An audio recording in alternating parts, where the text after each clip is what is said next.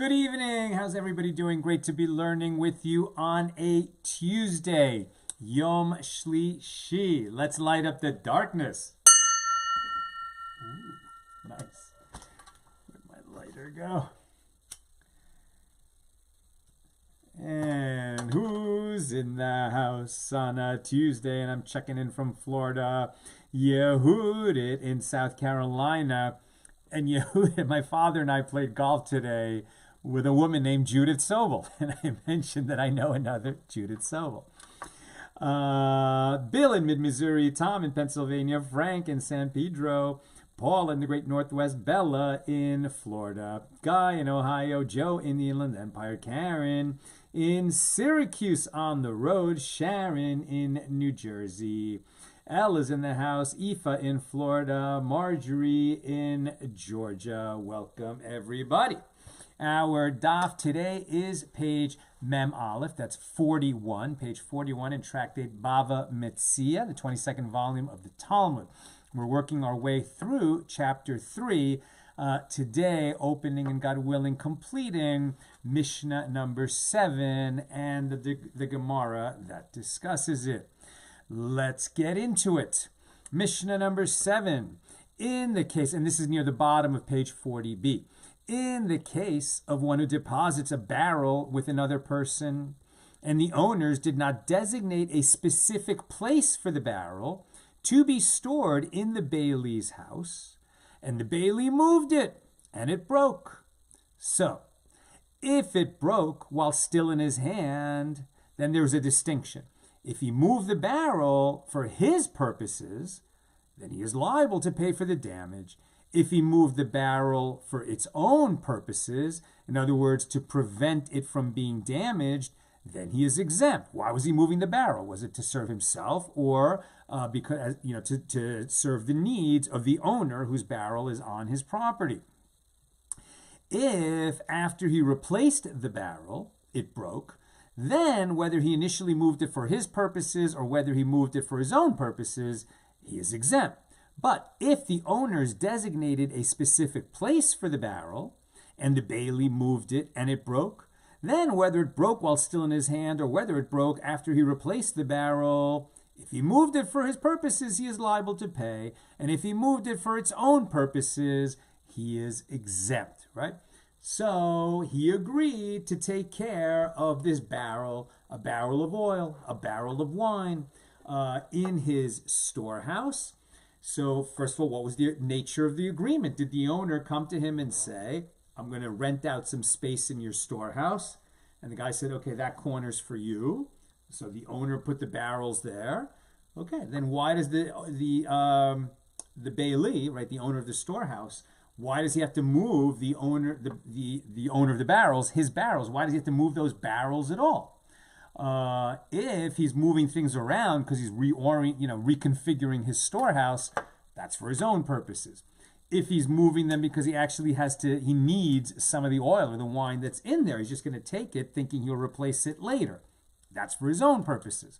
So if in either of those situations he damages the barrel, makes sense, he's going to be liable.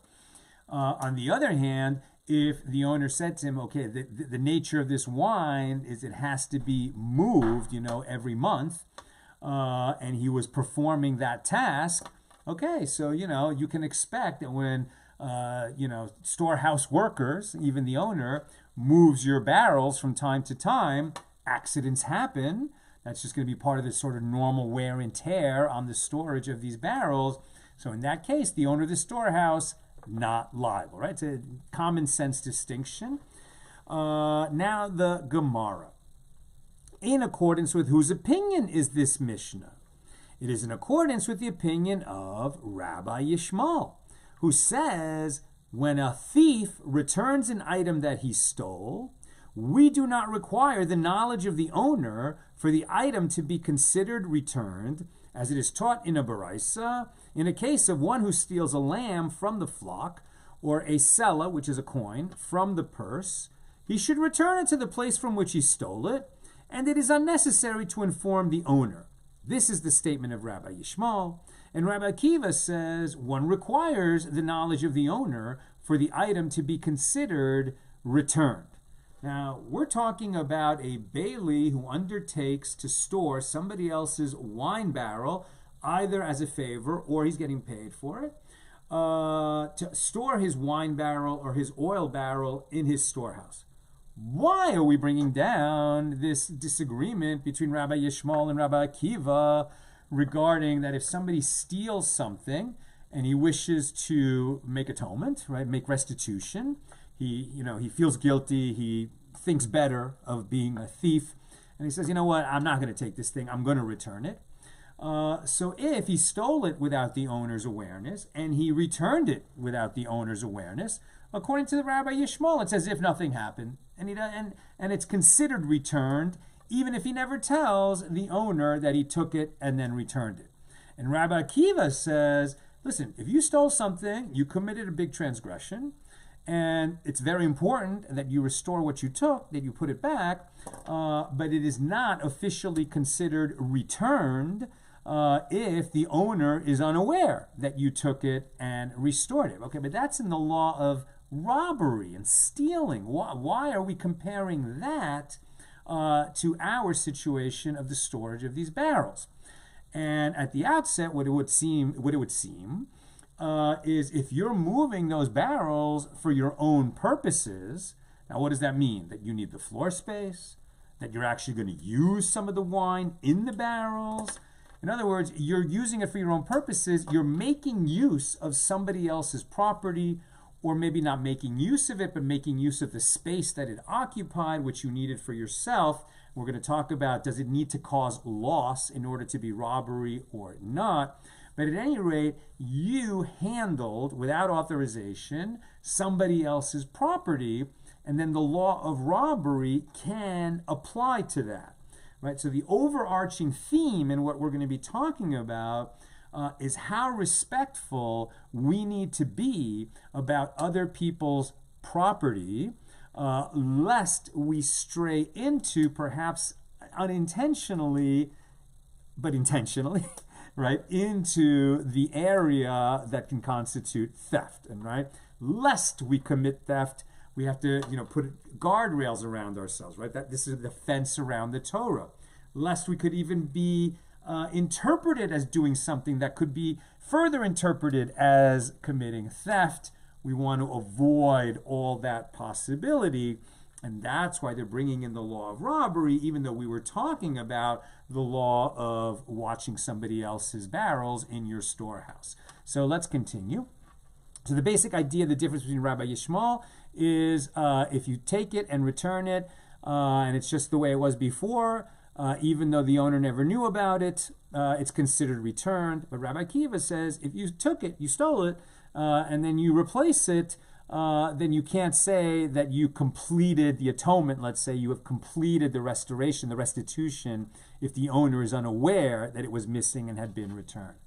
Now, the Gemara asks, if the Baraisa is in accordance with the opinion of Rabbi Yishmael, why did the Tan in the first clause of the Mishnah establish the case specifically where the owner did not designate a specific place for the barrel to be stored in? Why are we talking about a Baraisa?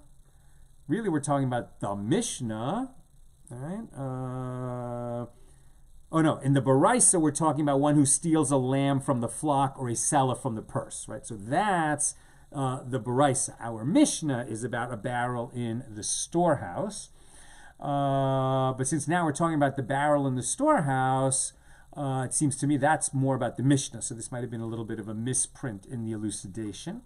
At any rate, it says here in the Koran, if the Baraisa is in accordance with the opinion of Rabbi Yishmael, why did the Tan in the first clause of the Mishnah establish the case specifically where the owner did not designate a specific place for the barrel to be stored in the bailee's house?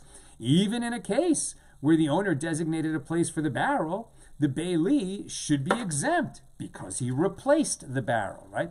If he moved the barrel and replaced the barrel, even if it was for his own purposes, but he replaced it, then that would seem to square with Rabbi Yishmael's opinion. So if we follow Rabbi Yishmael, what difference does it make whether there was a designated place in the storehouse or not? And the Gemara answers, the Tana is speaking utilizing the style of, it is not necessary, meaning, it is not necessary to state the law in a case where the owners designated a place for the barrel, as after the bailee replaced the barrel, that is its place. But even in a case where the owner did not designate a place for the barrel, and after the bailee replaces the barrel that is not in its place, we do not require the knowledge of the owners. In both cases, once he replaces the barrel, he is exempt from payment. Okay, he moved it for his own purposes, but he made it good. He made it right. So if the law is in accordance with the Rabbi Yishmael, he's solid. He's done. So the Gemara asks, say that the latter clause of the Mishnah, if the owners designated a specific place for the barrel and the bailee moved it and it broke, then whether it broke while it was in his hand or whether it broke after he replaced the barrel, if he moved it for his own purposes, he's liable to pay. And if he moved it for its own purposes, he is exempt. Now we have arrived at the opinion of Rabbi Akiva, who says we require the knowledge of the owners. Since the bailee moved the barrel from its place for his own purposes, he is a robber and he is responsible for damages. He's going to have to pay for it. Now, what does he mean by the knowledge of the owners? The knowledge of where it was located? Or the fact that when the owner of the barrels comes back, the guy's going to say to him, okay, one of your barrels broke, and here's the money for it. That would certainly be the knowledge of the owners. Let's read what the halacha says about these two matters before we continue. This is where the law, right, when I read you the halacha, right, this is the Koran, has footnotes that cite Shulchan Aruch, which is where, after all the discussions were done in the Talmud, and then usually Rambam, Maimonides, or other later commentators sort of digested everything and said, well, and this is where the law comes out.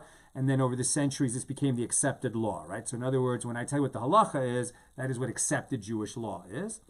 So if one steals a lamb from a flock that was entrusted to his care, or a coin from a purse that was deposited with him, he bears responsibility for it until he returns the lamb to the flock or the coin to the purse and informs the owner that he did so. And this ruling is in accordance with the opinion of Rabbi Akiva. So in this dispute between Rabbi Yishmael and Rabbi Akiva, where the law ended up is we follow Rabbi Akiva. But right in the discussion we're having tonight is helping us arrive at the fact that we follow Rabbi Akiva.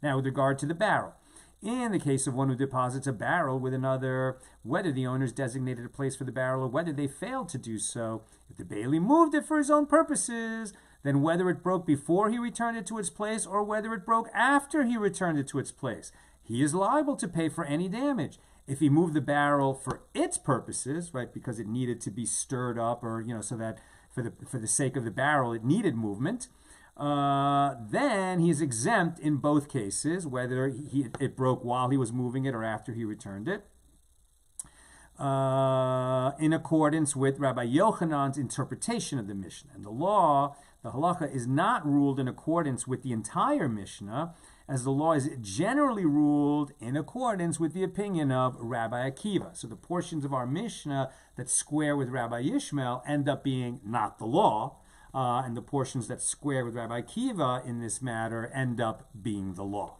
Okay, so the Gemara asks, if the baraisa about returning a lamb to the flock or a coin to the purse, if the baraisa is in accordance with the opinion of Rabbi Akiva, why did the Tana in the latter clause of the Mishnah establish the case specifically where the owner designated a particular place for the barrel to be stored in the bailee's house? Even in a case where the owner did not designate a place for the barrel, the bailee should be liable to pay because the barrel is not considered to have been returned. And the Gemara answers that the Tana is speaking utilizing the style of it is not necessary. Meaning, it is not necessary to state the law in a case where the owners did not designate a place for the barrel, as the place that the bailee placed the barrel is not its place. But even in a case where the owner designated a place for the barrel within the storehouse, where the place that the bailee placed the barrel is its place, we require the knowledge of the owners for it to be considered as if the bailee returned the barrel. And the Gemara asks, the result of that explanation is that the first clause of the Mishnah is in accordance with the opinion of Rabbi Yishmael, and the latter clause of our Mishnah is in accordance with the opinion of Rabbi Akiva. And the Gemara answers, indeed, it is as Rabbi Yochanan says. Anyone who explains to me both clauses of the Mishnah with regard to a barrel according to the opinion of either Rabbi Yishmael or Rabbi Akiva, which in other words, he says, anyone who can explain both clauses of the Mishnah according to the opinion of one Tana, right, meaning Yishmael or Akiva, I will honor him and carry his garments after him to the bathhouse and treat him as a servant treats his master, right? In other words, Rabbi Yochanan is saying this is so difficult. How could the Mishnah, half of it be in accordance with Yishmael and half of it be in accordance with Rabbi Akiva? He was hoping that somebody could square it so that both halves of the Mishnah would be in accordance either with Yishmael or Akiva, but indeed it is not that way, and that's why we end up overruling the first half of the Mishnah with later precedent and honoring or following the second half of the Mishnah, which accords with Akiva. The Gemara relates that Rabbi Yaakov bar Abba interpreted the Mishnah before Rav. And the Mishnah is referring to a case where the bailee, right, the custodian, took the barrel in order to rob the owner of it. And that is the meaning of the term for his purposes. Right? So now they're saying explicitly, when we say he used it for his own purposes, that means that he stole it. Right? Now, he maybe justified it in his mind and, well, I'm not robbing it, I'm intending to just use it, but I'm going to replace it. But no, he stole it. Right? He used it for his own purposes. Even if he's intending to replace it later, the reason he's taking it now is for his own purposes. And that is the meaning of the term for his purposes. And since he intended to rob the owner of the barrel, that was his intention from the outset, he knew he was going to do this, so he must return it to its place. In the first clause of the Mishnah, where the owner of the barrel did not designate a place for it, he just stored it in his warehouse. Bailee gave him a receipt for how many barrels were stored there, but the owner wasn't particular about where in the storehouse they were placed. So anywhere that the bailee places it constitutes a return to its place.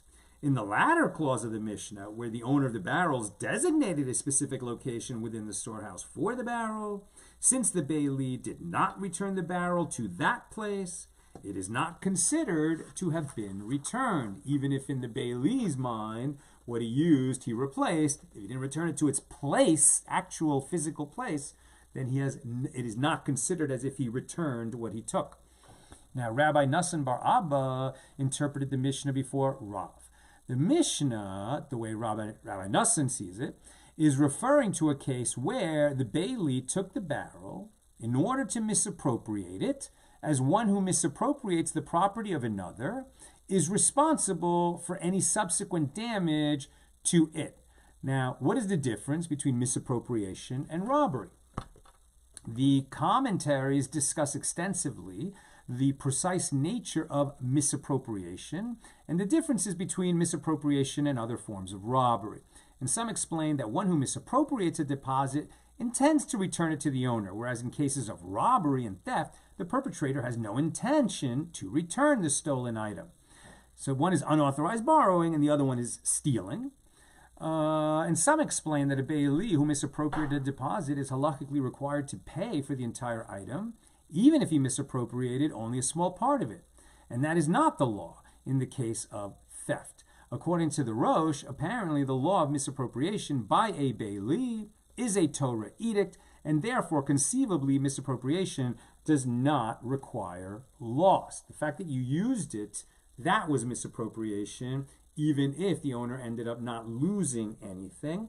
And the reason, by the way, that we're being so particular about the laws of deposits, right? In other words, where somebody deposits an item expecting to come back and get it later, is because the Torah talks about the law of deposits quite specifically, and it comes up in the area of oaths, right? If somebody was charged with guarding an item and then something happened to it, he will have to swear an oath depending on how the deposited item was lost. And these kinds of laws are mentioned specifically in the Torah, and now the sages are amplifying and interpreting to get at all the nuanced differences in different types of cases. All right, let's continue. So the Gemara asks, with regard to what do Rabbi Yaakov and Rabbi Nassim disagree? The Gemara answers is with regard to whether misappropriation requires loss. Is one liable for misappropriation only if it results in depreciation of the deposit, or is one liable for misappropriation even if he only intended to damage the deposit but there was no depreciation? And the one who says that the bailee took the barrel in order to rob the owner of it, and he wasn't intending to return it, holds that misappropriation requires loss. Meaning that if you used it in an unauthorized manner, but it was totally replaced and there ended up being no loss to the owner, we don't even call that misappropriation. And the one who says that the bailee took the barrel in order to misappropriate it holds that misappropriation, the first one holds that misappropriation does require loss, that we don't call it misappropriation unless there is loss. And the one who says that the bailee took the barrel in order to misappropriate it holds that misappropriation does not require loss, right? In other words, if you use it for yourself, that is misappropriation, even if there's no loss to the owner. The first opinion was it's only misappropriation if it does cause loss to the owner. Now, Rav Sheshes objects to that explanation. Does the Tana teach that the bailee took it? It is taught in the Mishnah the bailee moved it, indicating that he sought neither to misappropriate it nor to rob the owner of it. And yet, if he did it for his own purposes, if he moved it for his own purposes, and it broke, then he's going to have to pay for it, right? So he didn't do it intending to use it, and then he used the wine for his own purposes, and then he intended to replace it. Rather, maybe he just moved it because he needed to, bring in some big crates into his storehouse that wouldn't fit there unless the barrel was moved, a few feet to the left. So he moved it for his own purposes, but he wasn't intending to misappropriate what was in those barrels for himself. And so now we're saying, now how is this going to intersect with loss? Let's keep reading. So Rav Sheshes objects to that explanation. Does the Tana teach that the bailee took it? It is taught in the Mishnah that the bailee moved it, indicating that he sought neither to misappropriate it nor to rob the owner of it. Rather, says Rav Sheshes, with what are we dealing here? We are dealing with a case where the bailee moved the barrel in order to stand upon it and bring fledglings from a nest in a tree. He was just using it like a stepladder, not to use what's inside the barrel. And the bailee did not attempt to use its contents. He merely climbed on the barrel. And the Tana of the Mishnah holds the legal status of one who borrows without the knowledge of the owners is that of a robber in terms of responsibility. And it's not that we're going to call him a robber if he moves it and then replaces it and nothing happens. But if when he moves it for his own purposes, he damages it, then he's going to have the same legal responsibility to replace it that a robber would have. And the entire Mishnah is in accordance with the opinion of Rabbi Yishmael, who says that as long as he replaces it, he's returned it, it's fine. As opposed to Rabbi Akiva, who says that once he uses it for himself, it's not considered returned until he fesses up to the owner what he did. And the latter clause is referring to a case where the bailee is responsible because he placed the barrel in a place that was not its designated place in his warehouse or in his storehouse. So the Gemara asks, and why doesn't Rabbi Yochanan, who claimed that it is not possible to establish both clauses of the Mishnah in accordance with the opinion of either Rabbi Yishmael or Rabbi Akiva, but rather it has to be split, the first half according to Rabbi Yishmael and the second half according to Rabbi Akiva, why doesn't Rabbi Yochanan explain the Mishnah in this manner? And he holds that the term he placed it indicates that he replaced it in its designated place, and therefore the latter clause cannot be explained in accordance with the opinion of Rabbi Yishmael, and the contradiction remains. Okay, new subject. It was stated that there is a Amoraic dispute between Amoraim, sages of the Gemara, between Rav and Levi. One says misappropriation requires loss. It's only misappropriation if the owner ends up losing something. And the other one says that misappropriation does not require loss. If the same action the action is misappropriation, whether it resulted in loss to the owner or not. And the Gemara comments, it may be concluded that it is Rav who says misappropriation does not require loss, as it is taught in a Baraisa, the case of a shepherd who was herding his flock, which included the animals of others, and he abandoned his flock and went to the city. He was supposed to watch the flock, and he wanted to go party in the city. And a wolf came and devoured one of the sheep. And then a lion came and clawed at one of the sheep. So in both of these cases, in this case, the shepherd is exempt. As in any case, the attacks occurred through circumstances beyond his control.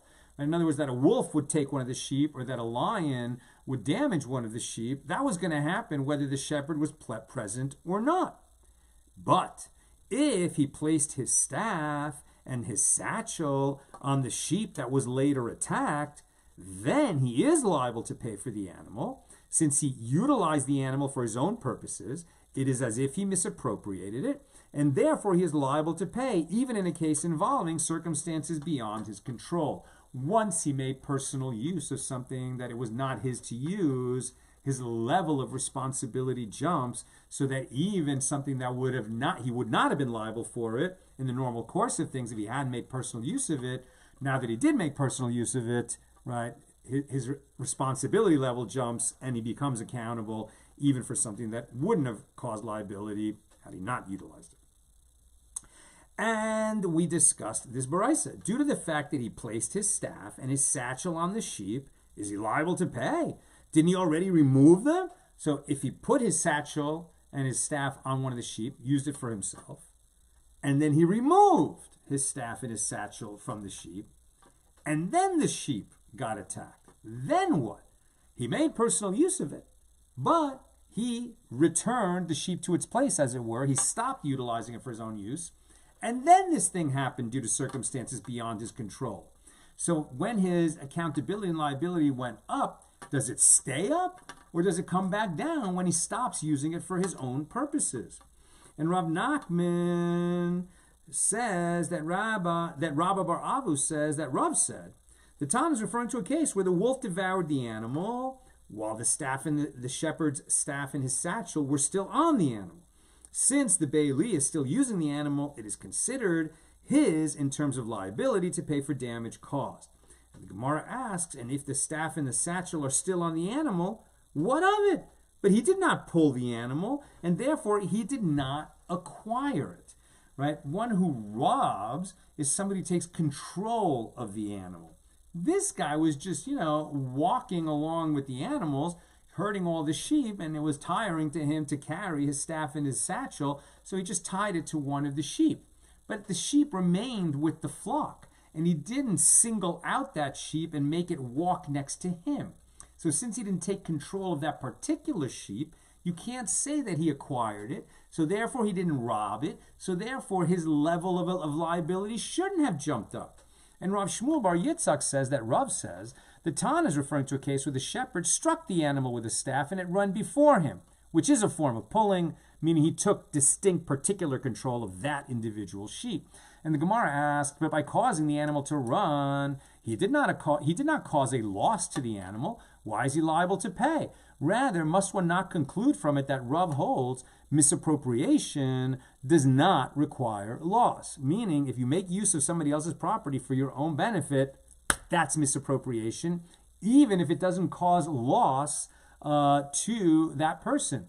And therefore, if we're going to follow Rabbi Akiva, that from that point on, it's not considered returned to the owner until you inform the owner that you did this. So if anything happens to that sheep, even after you remove your staff and your satchel from it, your liability level stays high and you're going to be accountable for the loss of that sheep, even though the shepherd removed his staff and his satchel from it. But the Gemara rejects that proof. Say that what's happening here is that he weakened the animal with a staff. And that is the only reason that he is liable to pay. By making the animal carry extra burden, it became a slower animal, and maybe that made it susceptible to the wolf or the lion. And the Gemara comments, Rav's language is also precise, as he teaches where the shepherd struck the animal with a staff. And the reason that he explains that he struck the animal with a staff as opposed to his hand is to indicate that the animal was weakened. And the Gemara affirms, yes, learn from it that Rav holds that misappropriation requires loss. It's not misappropriation unless you actually cause some loss to the property of the owner. And the Gemara comments, and from the fact that Rava holds that misappropriation requires loss, it may be inferred that Levi holds that misappropriation does not require loss, since he disagrees with Rav. And the Gemara asks, what is the reason for the opinion of Levi? And Rabbi Yochanan says, in the name of Rabbi Yosef ben Nehorai, misappropriation that is stated with regard to a paid bailee is different from misappropriation that is stated with regard to an unpaid bailee. There is no need for the Torah to state the law of misappropriation twice. If an unpaid bailee is liable to pay for misappropriation, all the more so is a paid bailee liable to pay. Classic Kal V'chomer.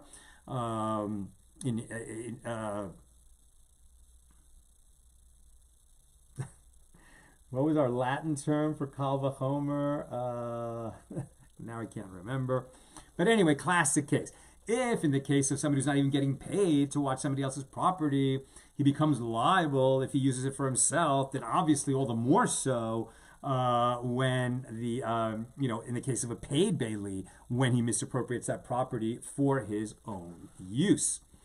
There is no need, a fortiori, thank you, Tom, a fortiori, that's in a fortiori sequence. There is no need for the Torah to state the law of misappropriation twice. If an unpaid bailee, I just said that. Just repeat it. If an unpaid bailee is liable to pay for misappropriation, all the more so is a paid bailee liable to pay. And the reason that the Torah repeated the halacha is to teach that a paid bailee is liable to pay for misappropriation even if there is no loss, as opposed to the unpaid bailee. Now we're in 41b. And Rabbi Yochanan continues, and I say that misappropriation by a paid bailee is not different. Either in both cases, misappropriation requires loss, or in both cases, it doesn't. And the Gemara explains. And what is meant by misappropriation that is stated with regard to a paid bailee is different from misappropriation that is stated with regard to an unpaid bailee? As one could claim, let misappropriation not be stated with regard to a paid bailee, and derive it from misappropriation with regard to an unpaid bailee by means of the a fortiori sequence, the a fortiori inference, right? Really, Kal V'chomer, that's the Hebrew term. And if an unpaid bailee who is exempt in cases where he claims theft and loss misappropriated the deposit he is liable to pay, then a paid bailee who is liable in cases where he claims theft and loss, all the more so is it not clear that he is liable if he misappropriated the deposit. So with regard to what law did the merciful one write misappropriation in the case of a paid bailee? It is to say to you, misappropriation does not require loss. Intent to misappropriate is enough to render him liable to pay, even if it ends up not causing loss to the owner. And Rabbi Yochanan stated, and I say that it is not different, in accordance with the opinion of Rabbi Elazar, who says, this case and that case are one. And the Gemara explains, what is the meaning of this and that are one? And we are on 41b now. The Gemara elaborates, what is the meaning of this and that are one? It means that it was necessary to teach misappropriation in both cases due to the fact that it can be refuted by a Kal V'chomer inference. What is notable about an unpaid bailee? He is notable in that he pays that he pays the double payment when he falsely states the claim that a thief stole the deposit, right? So if he took it for himself and he swears that he didn't, right? He swears that a thief took it, and then it turns out that he kept it for himself, so he lied.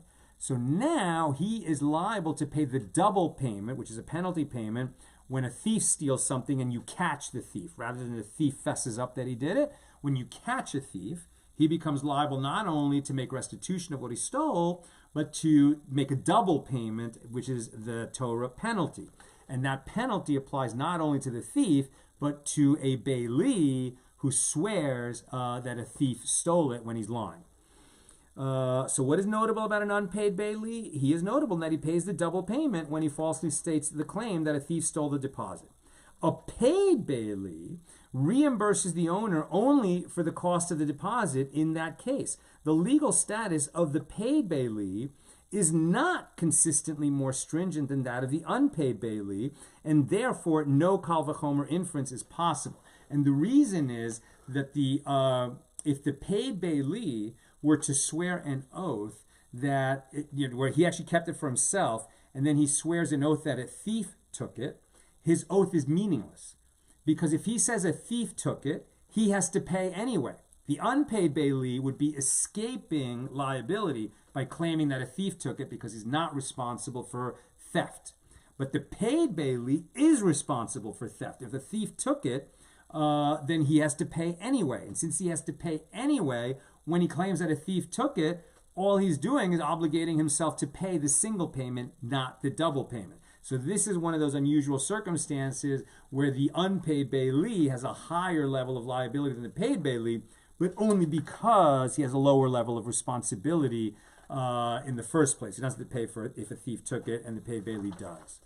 Now the Gemara comments, and the one who does not refute the kal v'chomer inference holds that the absolute requirement to pay the principal, even without having taken a false oath, is more stringent than the requirement to pay the double payment that is effected only with the bailee taking a false oath. In his opinion, the legal status of the paid bailee is consistently more stringent than that of the unpaid bailee, and therefore the kal v'chomer inference still works. And Rava says this verse should not state misappropriation at all, neither with regard to an unpaid bailee nor with regard to a paid bailee. And one can derive it by means of a kal v'chomer inference from misappropriation in the case of a borrower. Not the paid bailee, not the unpaid bailee, but the borrower. Now the borrower has the highest level of responsibility. Any loss that happens, even due to circumstances beyond his control, the borrower has to replace what he borrowed. And if a borrower who utilizes the deposit with the knowledge of the owner, because he borrowed it, misappropriated the deposit for himself, he is liable to pay. Then, with regard to an unpaid bailee and a paid bailee who may not utilize the deposit at all, they were just instructed to watch it, not use it. The borrower is allowed to use it. All the more so is it not clear that they are liable to pay if they misappropriate the deposit. So why then is the law of misappropriation stated in these cases of the unpaid and the paid bailee? Says Rava, one mention is to say to you, misappropriation does not require loss. If you misappropriate, you become liable even if you replace it, or nothing happens to it while you're using it. Meaning you're able to replace it. And the other mention is so that you will not say, with regard to this kal v'chomer inference, there is a principle.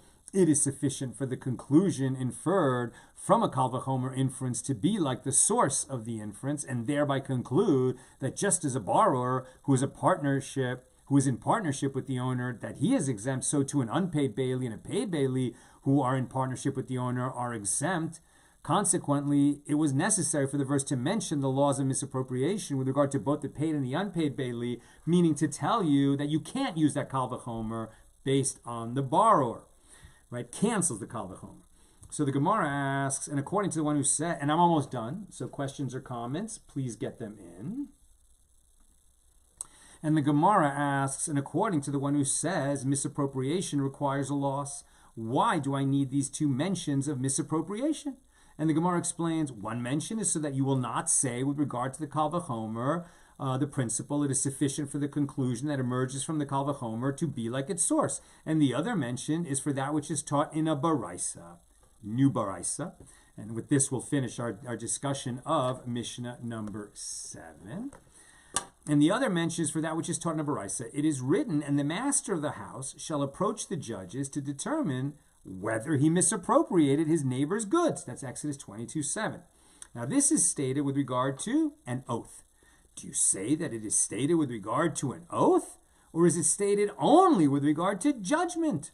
Misappropriation is stated below in a later verse in the chapter, Exodus 22:10, whether he misappropriated his neighbor's goods. And misappropriation is stated above in an earlier verse in the chapter, whether he misappropriated his neighbor's goods in Exodus 22:7. And just as below it is stated explicitly with regard to an oath, the oath of the Lord shall be between them to determine whether he misappropriated his neighbor's goods, so too here it is stated with regard to an oath and not merely for judgment, right? An oath is something we did not talk about at all in this discussion of Mishnah number 7, that, when the owner comes back and finds that his barrel is missing or that his barrel is damaged, and the owner and the bailee says, I don't know, it wasn't my fault, right? So in that case, if he's a paid bailee, or if he's I don't know about an unpaid bailee, but if he's a paid bailee, since there are no witnesses, I think it probably does happen in that situation that he's forced to take an oath.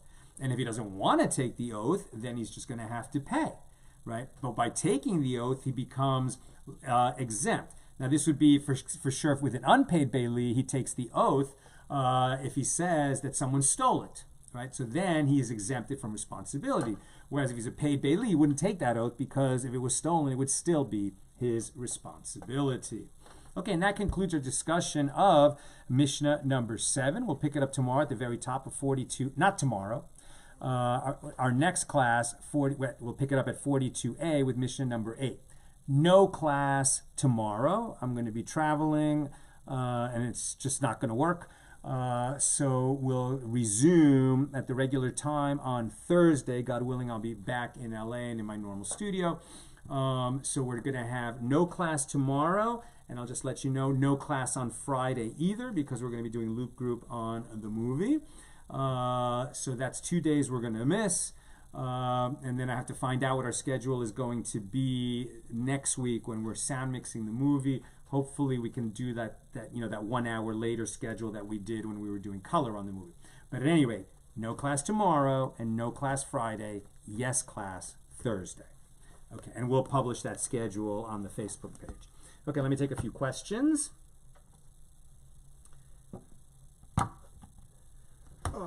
Says Joseph, sometimes we could think we are being helpful to another, but the owner of the property could take it as an offense, even though the intent was pure and noble for the benefit of others. Yet the owner could have a different outlook. In this case, what would the outcome be? And it's funny, I was talking about, this thing of like, if you use somebody's property that you were supposed to be watching, and then you replace it and no loss happened, right? Rabbi Yishmael says, you're good, you returned it. Rabbi Kiva says, no, you have to let the owner know that you did that or it's not considered returned. And then what it reminded us of is the difference in the dispute between Beis Hillel and Beis Shammai on the bride, right? So if your friend is getting married and the bride is not so beautiful, so according to Beis Shammai, you should find something else to compliment the bride. Oh, she's so smart, she's so sweet, she's so much fun, she's dressed so stylishly, whatever. There's a million positive things you could say. Beis Hillel say you always tell a groom that the bride is beautiful, and we poskin like Beis Hillel. That is a lie that is permissible to tell. Now, that's obviously a very different situation than, where you robbed someone and then thought better of it and replaced it. And we actually follow Rabbi Kiva, who says that in that case, your liability does not return to the liability of someone who never touched it until you notify the owner that you used it and replaced it. Matthew Eisen says, you are truly an inspiration, Sal. Thank you for enlightening me and the whole world. You're so sweet. Thank you so much. And thank you for being part of the class and the community. And Joseph says, why different judgments based on whether paid or unpaid? Maybe it comes out of his pay if he's liable. That's an interesting point. Very interesting. Like you could ask, when does he get paid? Does he get paid at the outset? Does he get paid at the end? Half at the beginning, half at the end? But I think even though you might, use his pay as the source of, the payment to satisfy the liability, I think the underlying nature of the liability is that somebody who's paid to watch a deposit is undertaking a greater degree of responsibility. And that is why he's responsible for theft and loss, whereas the unpaid bailee is not.